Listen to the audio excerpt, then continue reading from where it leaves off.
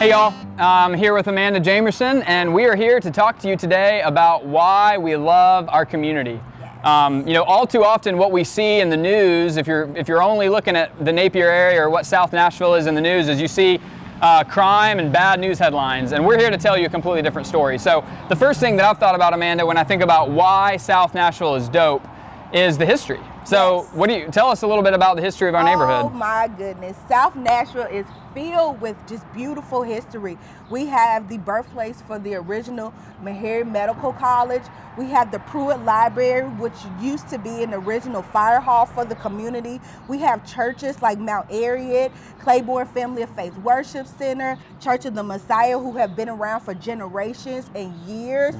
We have job readiness programs, so it's so much history, generational history, families who have brought their families up and moved on right here in South Nashville. It's so good, and I'm always shocked at how few people know that South Nashville and the Napier area, really where we're standing, is the original, like you said, the original home of Maury Medical College. Yes. This really was a center for African American entrepreneurship, yes. education, business development, yes. right here. Yes.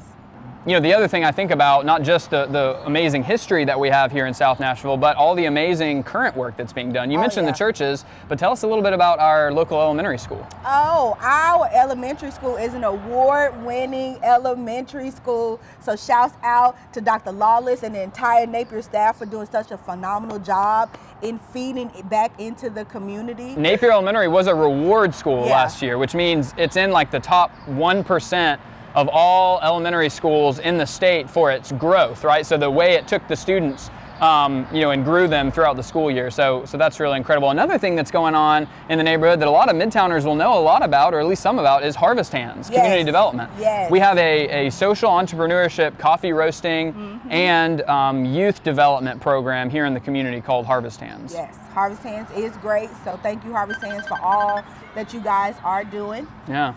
So where we're standing even right here is what used to be the only grocery store in South Nashville. It was a CB Foods, and probably 2 years ago it was shut down for food stamp fraud. And so from that point forward, this community has been a food desert. And obviously a food desert is a place where there is no access for local people to fresh, healthy, and affordable food.